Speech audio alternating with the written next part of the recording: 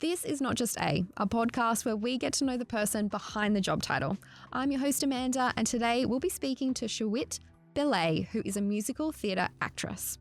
We chat about how she pivoted from being a doctor to performing in musicals, her time starring in Hamilton and currently MJ the Musical, and how she manages performance anxiety. But more importantly, we speak about who she is outside of work. Let's get into it. Shewit, welcome to the podcast. Thank you so much for joining us, and I'm so excited to chat to you.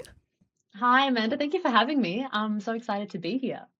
I am a very big musical theatre fan and have seen many musicals over the years, and have seen Hamilton and have seen MJ the Musical, and I have got 101 questions for you. But my first question for you is who you were and what you were doing before you became a musical theatre actress. Can you tell us a little bit about that? Yeah. So before I started working in musical theatre, I actually was working as an intern, or like a junior doctor, at a hospital. So Amazing. so I was just finishing up my first year of working, which is the year that you have to do to get your general medical registration. So yeah, that's what I was doing. It's a bit different. That is very different. I feel like I have lots of follow-up questions for you. Also, you are extremely talented being a musical theatre actress and a doctor. Thank you, I feel like Amanda. I don't have any talent. No, that's not true. What have I done with my life? No, no, that's not true. I think it's just that my things just happen to be a bit public. Well, how did you make that leap from going from a doctor to then becoming like doing musical theatre? Um, it's really interesting that you asked that question actually, because it didn't really feel like a leap for me at the time. Mm, I had been performing and mainly singing for honestly as long as I can remember. yeah, So it has always been a part of my life. Even when yeah. I was at medical school, when I was in high school, primary school, like you name it, there was always something Mm, musical happening in my life. So yeah, it kind of just felt like the ratios changed. yeah, That I was doing more music and, less other stuff. yeah. So yeah, I think it honestly just felt like the natural progression at that at point in my life. I knew that I wanted to take Mm, time off whatever I was doing to pursue music full time. mm, And the opportunity opened up and I just took it. yeah, amazing. And what was your first musical that you were a part of? Professional or Yeah, musical in general? professional. Professional. So my first professional musical was Hamilton. I mean, what a show to start with. I know. Honestly, it felt really surreal at the time. Even the Yeah. audition process didn't feel, it felt like a dream, like a fever dream, honestly. I just could not believe that I was auditioning for Hamilton. Like that was just so crazy to say, even out Oh loud my at the time. gosh. Um, Yes. so yeah, it was such a dream to be part of it. Honestly, to be considered was so crazy to Mm, me, because it was something that I had thought about for so long. I remember, mm, um, I think I was in my third year of medical school. I had a piece of paper and I was having a bit of a crisis at the time. I had a piece of paper yeah. and I was like, oh my God, I want to do music, but I don't know when, I don't know how I'm going to figure it out. And Yeah. so I had been listening to the Hamilton album on repeat. I went out and I bought the double disc set so that I could play it in my Yes. car because that's the only place I had a CD player. Um, and I remember writing down, audition for Hamilton.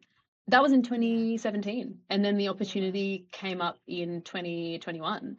And I remember when I was on my way to my first rehearsal, my first music Mm, call, where I was learning the vocal parts, that piece of paper fell out of the display folder that I was using to keep all my sheet music. mm, And I picked it up and yeah. I read it. And I was like, oh my God, I'm here. I'm doing that thing that I really wanted to do back in Yeah. 2017. You manifested it. I know, it's a bit scary. It's so cool. And what part did you play? So I was a standby. Yep. And basically what a standby does is they don't do the show every night. So you only do the show if the roles that you cover, if the people performing the roles that you cover are sick or have leave or Yep. can't be at work for whatever reason. So I was a standby for the three sisters, Oh, yes, the Schuler sisters. for the Sky sisters. Yep. Oh, the Schuyler So sisters. no, I Sorry. Yes. understand it's not written how you would say it at all. Yeah. So I covered Eliza, Angelica, and Peggy, and there was a time where I covered one of the ensemble roles as well. But then as the contract progressed, I didn't do that anymore. So that was just a brief period. Yeah. But yeah, it was crazy to be able to cover three of maybe like some of the most iconic female roles in musical theatre. Yes, Yeah, definitely. yeah, And did you get to meet Lin-Manuel? I did. Oh, what was he And like?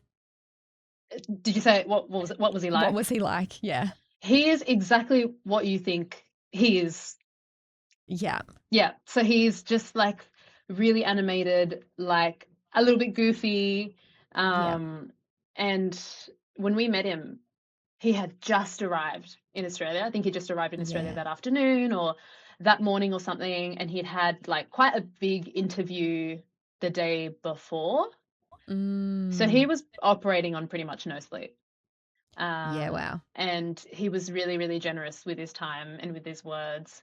Mm. And yeah, it was just really inspiring to be able to meet the person who has created this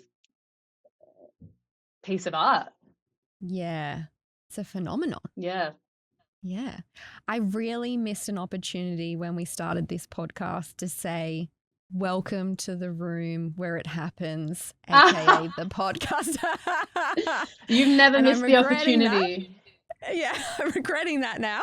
You were just waiting for it. I know. You were This is just you were just trying true. to wait for it, you know? Exactly. I know the song. I'll meet you at your level, you know? Oh, yeah. I love it. I love it. So I believe you are doing MJ the musical now. Is that right? Yes. Yep. Awesome. And what parts are you playing in that? So I am a standby at MJ as well. So it's been Awesome. really great to be back to being a standby here. Yeah. I cover two roles. So Yeah. one of the roles that I cover is Kate Catherine. So that Yeah. is MJ's mum. Sorry, Yep. stumbling over my words. So that's MJ's mum. And I also Mm-hmm. cover Rachel, who is the journalist that interviews MJ throughout the show. Yes. Okay. And being a standby, it's a lot of work because you have to know multiple parts. And I'm assuming you just get told at the last minute you're Yes. in. Yes. Oh my gosh. I mean, to be honest, it's actually been really great because most of Yeah. the time that we've done the show here, we have been scheduled. So we'll know maybe like a week or two in advance that we're doing the Okay. show. But you know, people having time off work is not always a scheduled thing. Sometimes people get sick. And so, yeah, there have been a few moments where myself or one of the other swings or standbys or covers have had to go on rather, at the last minute. Yeah. Sometimes that can also be during a show. Yeah. Right. If Okay. someone gets injured during the show or for Yeah. Wow. whatever reason can't continue doing the show. Yeah. I haven't had to do any of those here, but Mm. yeah, it happens, and that's essentially what we have to be ready for. Yeah. Wow. Yeah. It would be intense pressure, I'd imagine. I think you just learn to embrace it. I mean, I certainly have. Yeah. Yeah, and I think also having worked in the medical field really helps because that is kind of an environment where there are so many things that there can be times where so many things are uncertain and you kind of have to somehow find a way to operate within that in a way that's sustainable. So I think that also gives me some perspective too. Yeah. Absolutely. Well, I have seen MJ the musical. I saw it the opening night here in Sydney, and it was incredible. Ah, Just like you just didn't want to stay in your seats. You just wanted to get up and dance. And there's just so many incredible songs, but the story is just told so well. And I think, you know, when we got the tickets, I was not really sure what to expect. yeah. Going into it, I was like, you know, what is the story that they're going to portray, and like, how are they going to tell? Is it his life story? And then, yeah, when I got in and I saw it all, it's so good. So, Yeah. like, definitely recommend all of the listeners if you're, you know, in Melbourne, because it's in Melbourne now doing a run, right? Yep, that's right. Yeah. So good. So are you, and then just chatting about that, are you based in Sydney? Like, where is home for you? So, my home is actually Lutruwita, Tassie. So that's where Ah, I grew up in yep, Nipaluna, Hobart. yep, So yeah, that's where I consider home for me. That's yeah, sort of my base. yeah. Beautiful. Tassie is such a stunning part of Australia. I know. Oh my gosh, I just love Oh, going back. yes. Well, how often do you get to go back? Like, if, you know, the MJ was in Sydney for 6 months, roughly 6 months, maybe a bit Yep. longer, actually. So do you have to just base yourself in the city the whole time? Uh, yes. Yeah. Yes. So we have to be in the city that the show is touring in. Um, Yeah. but yeah, I try my best to get down to Tassie as much as I can. Sometimes that'll Yeah. be like for birthdays or, for special occasions, or sometimes just to see my parents. Yeah. Um, Thankfully it's not actually that far as far as flights Mm. are concerned. And now that we're in Nam, it's a little bit closer than being in Sydney. So Yeah. yeah, it's I actually haven't gotten down for a little while. I should figure that out. But yeah, I get down reasonably often. Yeah. Nice. Very good. And all of your fam's down there? Yes, Yeah. yes, for the most part. Yeah. Nice. Well, now that we know a bit more about you, I wanted to ask, who are you when nobody's watching? Tell us about the version of yourself that exists completely outside of work. Oh my gosh. I know. Ooh. We really asked like the deep questions on I the know, podcast. I know. So the first 10 minutes was just you warming me up for that. Um, Exactly. We should have done a Hamilton pun right there. oh wow. I'm not satisfied. I could never be satisfied with just one question. Oh, that's good. Okay, great. It's all right. We're not running out of time. So, Yeah, no. yeah. Who am I outside of work when no one is watching? Wow. I honestly, I'm a little bit speechless. I'm not really too sure where to start. Um, Mm, I'd like to think that I am more or less the same. yeah, Uh, I think people would be surprised to learn that I'm a lot quieter when I'm on my yeah. own. Um, Mm, I know that this is probably an overused word, but people say, like the whole extroverted introvert thing. yes. Yeah, that's really me. Yeah, okay. As Yeah. in you're more introverted? I think when I need to be extroverted, I can, show up and do what I need to do.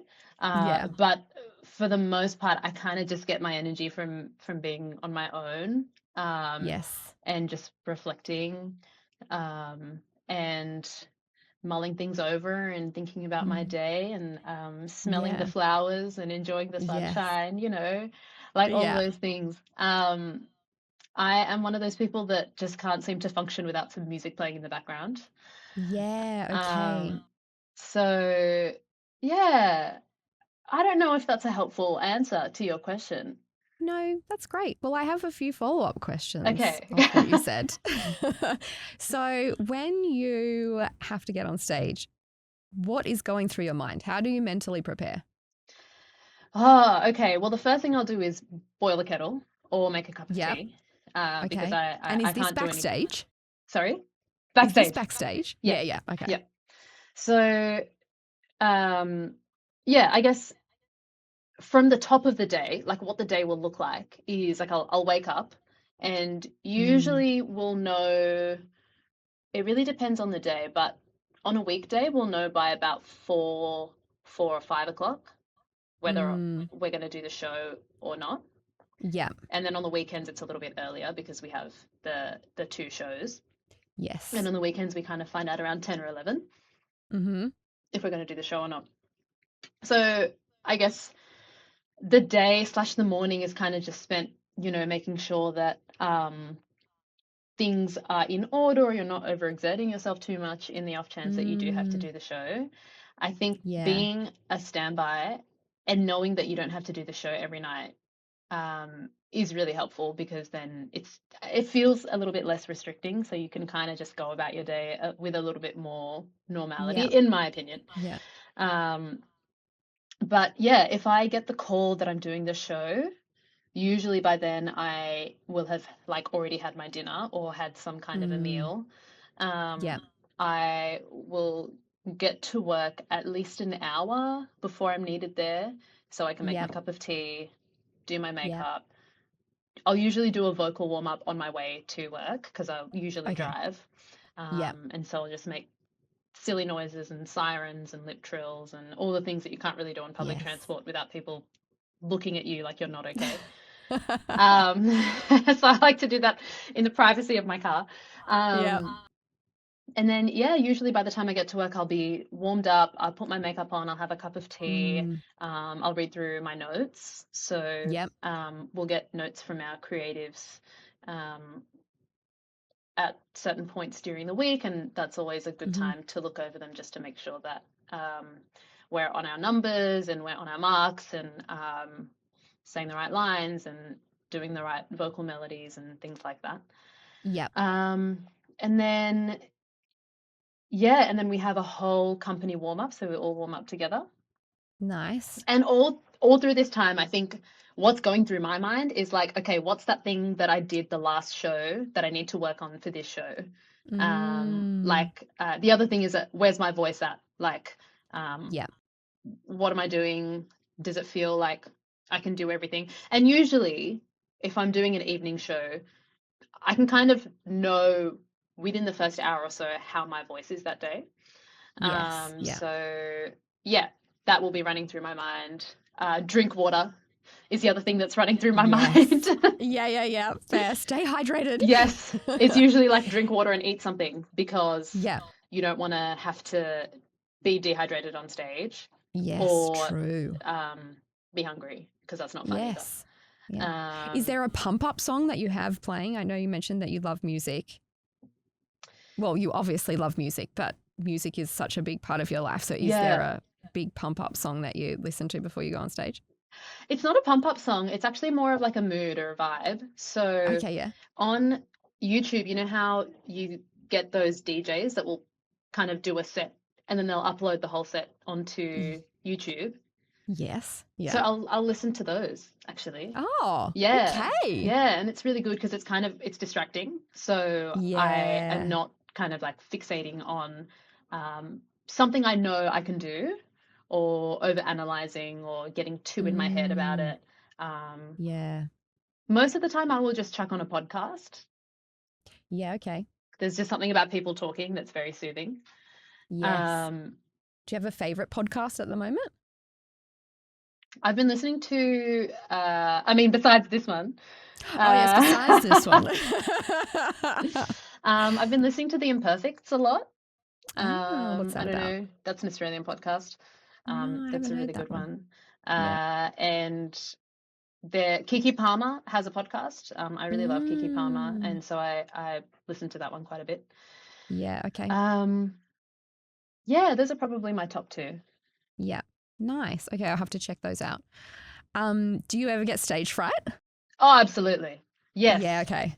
Yeah. Yes. I always wonder that when I'm sitting there watching a show, I'm like, I wonder if they've got stage fright. Yeah, for sure. Yeah. Um, and for me, I get less stage fright in my job as a standby than I did Mm, when I was working in a role that required me to do the show every night. yeah. Um, and Right. I think You'd it's think just, that it'd I'm be so the sorry. opposite.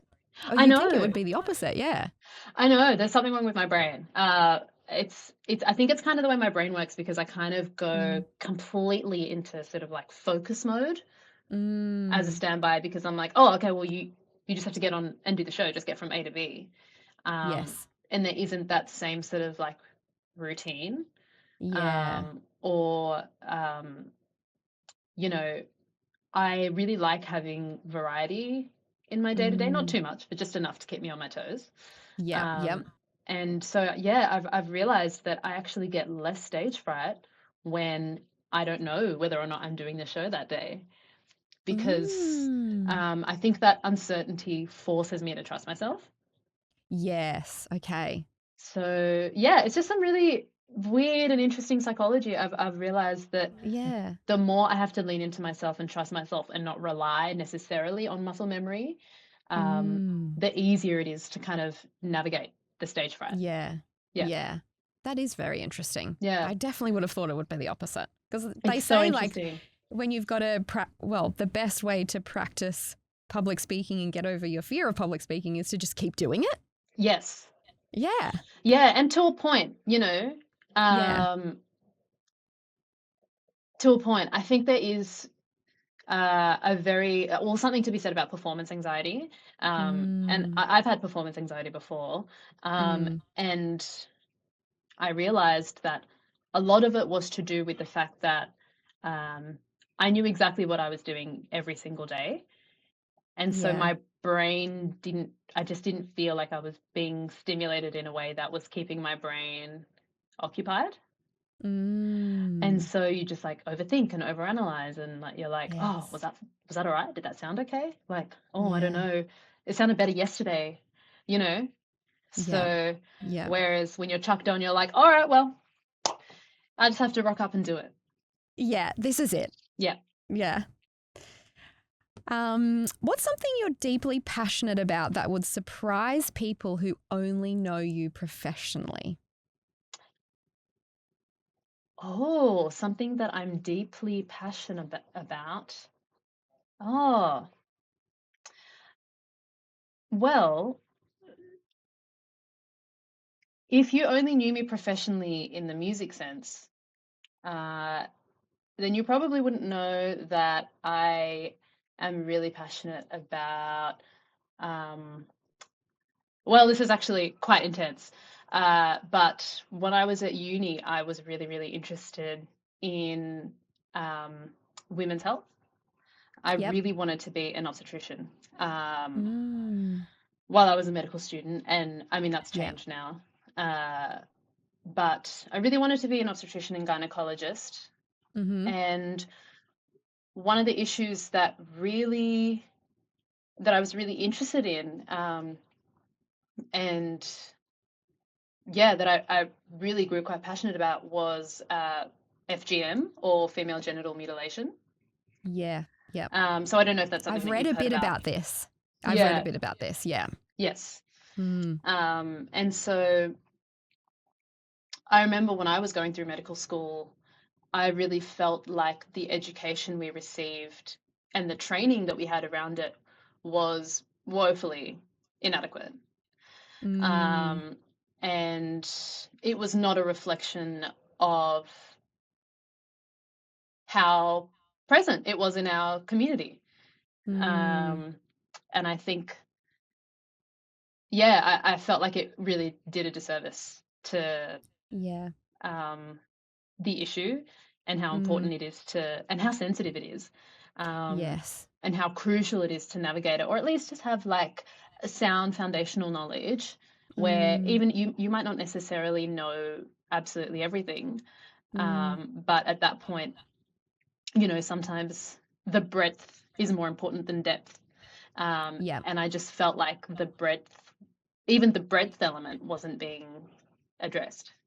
Yeah. Um, and so, yeah, I remember I was just being really passionate about that, and wanting Mm. to do more work around improving education among medical students in tertiary Yeah. institutions Yeah. around FGM. I Mm. started a research project on it, actually. Well, I was going to ask, is it something that you are still doing today, or is it something that you might want to do later on in your career? It is. Mm, It's not, there isn't really anything FGM related that I'm a part of today. yeah, I started a research project on it as part of my master's towards the end of my internship, but that was yeah, also around the time that I booked Hamilton. yeah. And Okay. so I had to stop my master's because it was just getting a little bit too much. Mm, Um, and that was the time that I was doing the research project, and I also had to stop that, which mm, was really unfortunate. But I think about it often, mm, and I've always thought about going back to it. I think I've just got to mm. figure out how, and yeah, what that opportunity looks like. Yeah, yeah. Well, my next question was going to be, if you could be known for something completely different than what you're known for now, what would it be? Do you think that it would be this? Yeah, Yeah, yes, and I think that really that was my goal for a really long time. yeah, And which is not to say that I've let go of that completely. I think I've just yes, had a bit of a pivot, yep. and I am really happy that I've had this experience, um, Mm, and have been able to engage in this industry, because it's yeah, something that I've wanted to do for so long. yes. And have Um, that platform to be able to, speak about these things and yes, share things is so important yeah, as well. absolutely. And I think, Yeah. and philanthropy and, things like that I Mm, think are so important. yeah, I think it's always really, it also, and this platform comes with responsibility. yeah, absolutely. And so I don't take that lightly. Yeah. If there was one thing that you could share about it to the audience that people don't know but should know, and I don't know if that's too hard a question to answer because the topic is so in depth and uh, like there's so many different paths that you could talk about with it. Hmm. What would it be? I mean, that it's still happening today, Yeah, and it happens in Australia, yeah. And people even don't know though, that, right? yeah, well, Yeah. yeah, there are people that think that it's not something that happens here, but Mm, it does. yeah. Um, so, not legally, obviously, Yes, no. but yeah, it is something Mm, that happens here, and it is an issue, and it can lead to mm, gynecological emergencies. yeah. So yeah, I think that, it's always important for framing because it can be an issue that people think is irrelevant. Mm, So yeah, um, probably that it is still happening and that it happens here. yeah. Yeah. Gosh, it's really sad. I know, and it really just Mm, ties in with, I think it really just ties in with, migrant women's health as well. mm, And mm, because women's pain, and women's experiences, and women's symptoms, mm. in the medical system can be, dismissed. Yes. You know, that is a thing. Mm, And I think just like all of those things tied in together, um, yeah, it really, it's definitely something that I'm super passionate about. yeah. Yeah. It's interesting you say about how women's health issues being dismissed. I was recently in the UK and we were in Edinburgh for Fringe Festival Oh, and I yes. saw uh, a musical theatre actress, Laura Benanti, who has done, she's obviously in Gilded Age and she's done movies as well, but she Yeah. had this stand-up show about people pleasing and it Yeah. was like an autobiography and it was hilarious. It was so great. But in it, she talks about when she was going through perimenopause Yeah. and she was like, I was going to the doctor and he was kind of dismissing it and there was not really a lot happening as in support and people didn't really want to talk about it. Yeah. But I think if the shoe was on the other foot, and not to be a male basher, but No, but I think that if it was a man going through it, we'd yeah. probably have a million and one cures. Well, not cures, but things to Yes. help it. And Yeah. to a It's certain extent, interesting. I think sometimes there is the expectation that we just have to deal with it, and that it's just a part Yeah. of being a woman. Yeah. Um, and I mean, I guess with perimenopause, it is, but that doesn't mean that it's not something worth treating. Yeah. Agreed. Yeah. So, yeah, there's so much there. It's so layered. It definitely is. So, what's a lesson you've learned outside of work that actually made you better at your job? I feel we've touched on a few of these already. A lesson that I have learned outside of work that's made me better at my job. I think that, yeah, this is one that I think about quite often, actually. Mm. It's the way that I talk to myself and my internal monologue Mm. is reflected in the way that I treat other people and in the Yeah. way that I talk to or talk about other people. Mm-hmm. Which is not to say that, I'm not above having a moment. We, after all, we're all humans. Yes. Yeah, exactly. But I think I've just really learned, especially when I'm entering into new professional spaces, Mm. or when I'm doing things as daunting as working in a hospital for the first time, or Yeah. um, doing a show for the first time in a little Mm. while. Um, Mm. I've really noticed that the kinder I am to myself and the more grace that I have with myself, Mm. the easier it is for me to extend that to other people. Yeah. Yeah. Yeah. Do you think that, well, I feel like we live in an age where it's all, everything's on social media and it's a highlight reel. So I think a lot of people put pressure on themselves where they see somebody living this fabulous life or, nailing a speech or a performance. And it's like, I need to make sure that I do that because if I don't do that, then I failed. But it's not really the case at Yeah. all, right? Like No. those people are going through it just like what we all are. Honestly, the internet is just not a real place.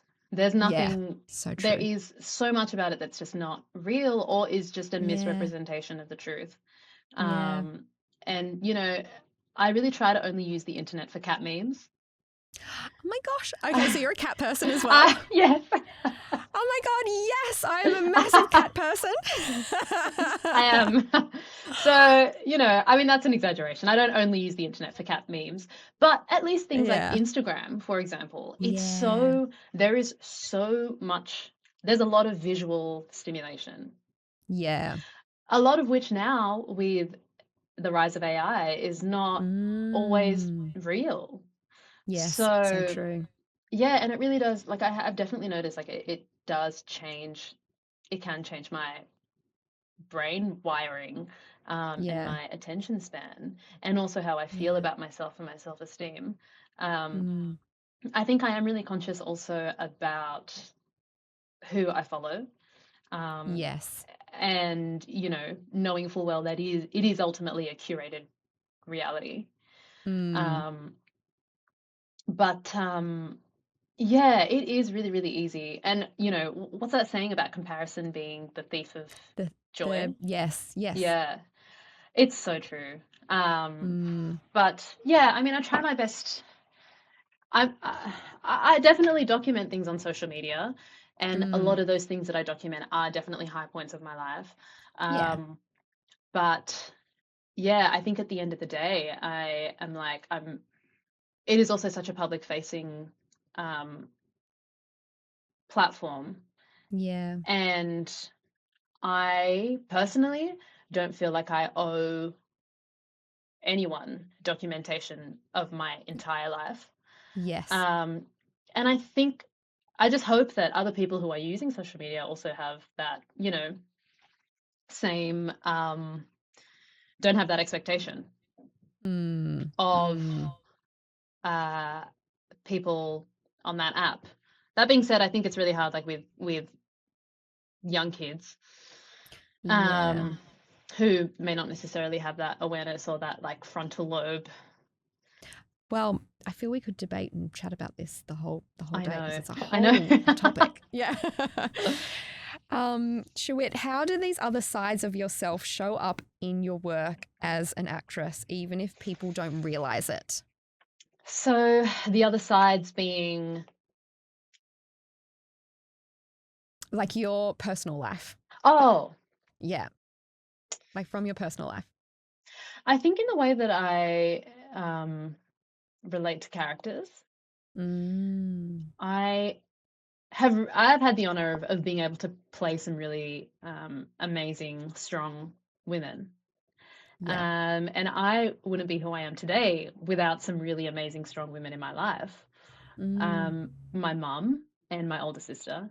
And I Yeah. take so much of who I am and how I navigate the world comes from them. Um, and from kind of, um, they're my role models and my inspiration. So I would say that the strength that I have seen in honestly pretty much every facet of my life outside of work, Yeah. um, and outside of this professional sphere has really Mm. um, informed the way that I approach characters, but Yeah. also the way that I relate to people. I Yeah. grew up in a family of five, so there were three kids, and then my parents, and I'm the Yeah. youngest of three. Yeah. Um, and yeah, I think the dynamics that I had with my siblings, um, and the way that we interact with each other, obviously the respect that we have for each other, I think really Mm. plays out in the way that I navigate my interpersonal relationships. Yeah. Um, and yeah, that's really important to me because I mean, at the end of the day, I just think about how I would like to be treated, Yes. and I try to lead with that. Yeah. True. True. Well, I guess this leads to the next question. This flows well, I think. But can you share a story from your work that perfectly captures how being fully yourself, not just the professional version, has made you successful?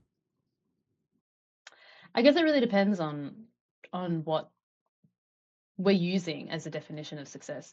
Um, Mm. and for me, it can mean a lot of different things. Mm. I think just that internal sense of well-being is a really, really big one. Yeah. Um, and I feel really blessed and thankful that for the most part, I have that. Mm. And I don't take that for granted because I know that that is not necessarily everyone's experience. Mm. Um,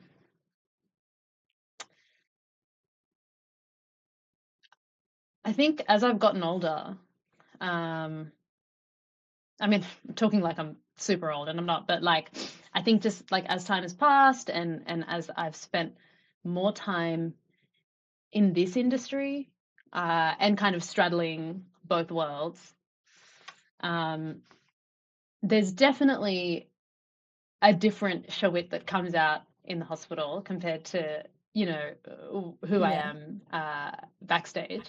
Yeah. Yeah. But I think um, I'd say that uh, for the most part, I'm pretty intentional about where my energy goes, Yeah. um, and that internal sense of well-being for me has a lot to do with just peace, being completely at Mm. peace with who I am, and with who I surround myself with. A lot of feeling at peace with who I am comes from, I think, how I was brought up, Mm. and how stable my upbringing was, Yes. and the environment that I grew up in, the environment that I went to school in, Mm. the environment that I did my medical training in, and the Yeah. environment that I did a lot of my musical training, which was like a lot of Mm. community shows. And Yeah. so a lot of that has contributed to having a really strong sense of self Yeah. and the intentionality that comes with that. And I think with intentionality comes boundary setting. Yeah. Yeah. Uh, I have spent so much of my life being in spaces where I have felt like I've had to be small. Mm.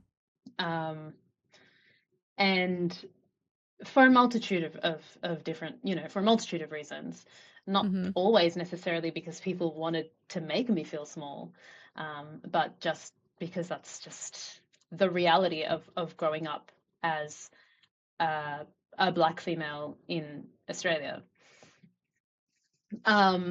So, you know, all of those experiences, me feeling as though despite that, I have such a strong sense of self, Yeah. has meant that now when I enter into a space, I think I do have a very good sense of being able to read a room because I've had to do that Mm. my entire life. Yes. I generally don't walk into a room and occupy it completely with just my energy, Yep. Yep. because that to me, from like a survival point of view, has never Mm. been the way that I have operated. Yeah. I think that's changing now because I've come into myself a lot more. Yes. I know this is really long-winded. I promise I'm getting to the point. No, no, no, it's all good. um, yeah, so I think now, because I know exactly what that feels like, I know how to navigate that. And Mm. I know that that is a compromise. Mm. So I know when I need to use that Yep. because I can't just be my full self, my full unreserved self all the time Mm. in every single Mm. space. And Mm-hmm. I don't think that's just a me thing. I think that a lot of us, I think that Yeah. Well, I was women going have to to say do it. that. I think that Yeah. black women have Agreed. to do that. I think that people of Mm. color have to do that. Mm. Um, but I know what that feels like. I know when I need to use that, but I also Yeah. know when I need to show up, Yeah. uh, or as myself. Yeah. Um, so I think, in answer to your question, I actually think that um, it's kind of a mixture of both. I think that Mm. because of my experiences, and the nature of the fields that I work in, I have to be very intentional and also careful about which side of myself Yeah. I am using and I am showing in certain spaces, because Mm. not all of that will work. Mm. And it's not, I don't think it has, I've never felt as though it's because it's a problem with me. Yeah. I think a lot of the time it's actually just because the space is not ready for that. Mm. Um, Yeah. and that's kind of just the nature of this, the state of, how things are. Um, Yeah. but I think because I'm very confident in who I am, Mm. I don't feel as though I am compromising necessarily or underselling myself. Because Yeah. I think I'm like, I'll figure out when I need to show up completely as myself. Yeah. And Yeah. I have done that before. Uh, and it's meant that because I've been, I guess, tactical sounds really calculated and manipulative, but for lack of better words, I think because Mm. I have been tactical about how I've navigated a space, it's meant that when I have had to show up completely as myself, then it's received. Mm. Mm. Yeah. Um, I so think everybody in life, has to be tactical and strategic at some point. Especially women, yeah, how we show yeah, up and like uh, yeah, yeah, how we show up in the rooms and the boardrooms and anything. I think that there's still a lot of work to be done in the world absolutely. with all of that stuff. And Yeah, it's so much like code switching. yeah, And I think that is a really valuable skill. It's mm, unfortunate that it has to happen, but I really think for me, at least, it has just been so invaluable. yeah, yeah, And it's just meant that I've been really adaptable in a lot of different spaces. yeah, yeah. And being adaptable, I mean, that obviously plays into your work because you have to change roles all the time with, the show Absolutely. And that you're doing. sometimes, I have to approach it like I'm acting a little bit, Yeah, which I know, Yeah. again, it sounds so calculated and manipulative. I No. promise you it's not. But honestly, even when I was at uni, sometimes with exams, Yeah. we had practical exams called OSCEs. Yeah. And they were mini stations. Some of them were live stations where you'd have to talk to a Mm. patient and examine them. And Yeah. before I'd go in, I'd be like, okay, it's just think of it as though you're doing a show and you're a character. So now Yes. walk in and do the show. Yeah. It's interesting that you, like, we're talking about how we have to be tactical and strategic, and it's almost like we have to apologize for that. And I remember seeing that really famous Taylor Swift interview that she did when she was trying to get her master's back, or her master's had just been bought by Scooter. And she was saying, like, as women, when we make strategic moves in business, it's considered manipulative or you know tactical or wrong and all of that stuff. But it's just business, right? At the end of the day, I think that women get such a hard time with all of that stuff. Yeah, I mean, gosh, and in the business context, I'm not even sure what that looks like. I think that's just a whole other level of Yeah. um, entrepreneurship that I have not experienced. Yeah. And honestly, like I can't even begin to imagine what that is like. I think, especially when it's a male-dominated industry, it's Mm, yeah, I think that would be super jarring. yeah. Like Absolutely. yeah. Yeah. Well, we're going to go back to work, and I wanted to ask, what would people be most surprised to learn about what your job really involves day to day? I think they would be surprised. Well, a couple of things. Yeah. I think they'd probably be surprised by the amount of rehearsals that we have. How We many are rehearsals? at least twice a week. Yeah, wow. Okay. Yeah, and these are 4-hour rehearsals twice a Oh week. gosh. Yeah, Yeah. so a minimum of 8 hours Yeah. on top of The already having performance. to, be a full week of shows. Yes. Yeah. Um, and also just the sheer amount of physical and mental preparation that goes into being Mm, show fit and yeah. being ready to do the show. Yeah. Um, it's one thing to have to be show fit to do the show every night, Mm, and then it's another thing to have to be show fit to go from 0 to 100 to all of a yeah. sudden just be thrown into doing the show and be able Yes. to sustain that sometimes for a whole Yeah. week. Yeah. Um, yeah, being able to go from 0 to 100, recover, and then be ready to come back and do rehearsals the next Yes. afternoon. Yeah. How Um, do you become show fit? What are the tips?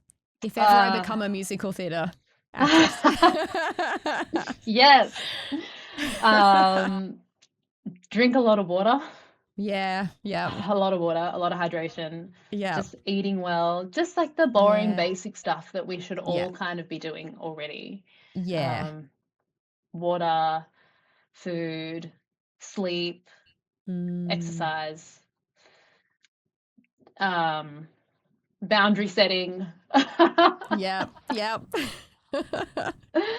uh, yeah, all of those things. I Okay. think this career and this job has really pushed me to prioritize looking after myself. Yeah. Yeah. Okay. Good tips. Good tips. Before I ask you the last question, what is your favorite musical of all time, if you can say one? And what is a musical that's on your list that you really want to see? Oh, I don't know if I can answer the favorite musical of all time question. Yeah. That Okay. that is so hard. Also because I work in musical theatre, but I also don't. I'm not like a musical theatre buff like some of the other Yeah. people Okay. that I work with that just know everything that's Yeah. on Broadway, on the West End, and everywhere else. Mm. I really want to see Dreamgirls. That's a show Okay. that I have like I've really been intrigued by for a really long time. I have never seen it Yeah. on stage. I've only seen the movie. Mm. Um, and if it came to Australia, I Yeah. would lose my mind. Yes. But that is a show that I would really, really love to see. Yeah. Is it still on Broadway? I think they just started casting for it. Oh, Yeah, so okay. I think they're gonna do it again. Yeah, cool. And they've just started casting for it. But that's a show that I've kind of always wanted to see and always kind of wanted to be a part of, just because the music Yeah. is just Yeah, the so music's in. iconic, and that style and the Yes. costumes and everything is just so excellent. Yeah. Oh, that makes me want to go and see it now that we're talking about it. Well, I mean, I feel like if you book a trip to New York in the next 12 months or so, Well, it'll be on. this is true. Yeah. Well, this brings me to my last question. You've obviously got many talents, but I wanted to know, what is your hidden talent? This is the part of the interview, Amanda, where you realize that I'm actually really not that interesting. You are Um, interesting. and I've let all my cards are on the table, and What's a there's party trick nothing. then? Maybe it's like a party trick that you can do. Oh, I can move my ears. Okay, there's a Actually, hidden talent. do you want to see it? Yeah, go. Is that weird for the podcast? No, I think just let's Okay, do it. all right, I'll turn. Oh, yeah, that's cool. Can you see I've it? always wanted to be able to do that. My sister can do that. I've wanted to It's. be able to do that. I think it's in all of us. Hmm. It's in all of us. I'll be trying after this off camera. Well, Shewit, thank you so much for joining us. I'm big fan of all musical theatre, so it's just been such a pleasure chatting to you and learning more behind the scenes of what goes on when the stage curtain comes down and before it goes up. Obviously, MJ the Musical's in Melbourne for quite a few months, so I'm sure all of the lucky people down there will be able to see you, and hopefully you'll be up in Sydney soon, and you'll be at your next gig, and I'll be able to watch you. So Oh, thank you thank so you much for for your time, Amanda. joining. This was so lovely, and your like insightful questions. I don't think I've ever had questions like this before in an interview. Oh, Um, thanks. so it was nice to just really have to think about it, you know? Yeah. Well, thank you Yeah. for joining us, and yeah, we'll definitely chat soon. Yes. Thanks, Shewit. Thank you. Hey guys, I'm Amanda, the host of Not Just A. This is a brand new podcast, so hit that like button, subscribe. Feel free to share it with a friend. If you're loving the content, please feel free to drop us a comment. We'd love to know who you'd want to hear from in the Australian business scene behind the job title. Let us know.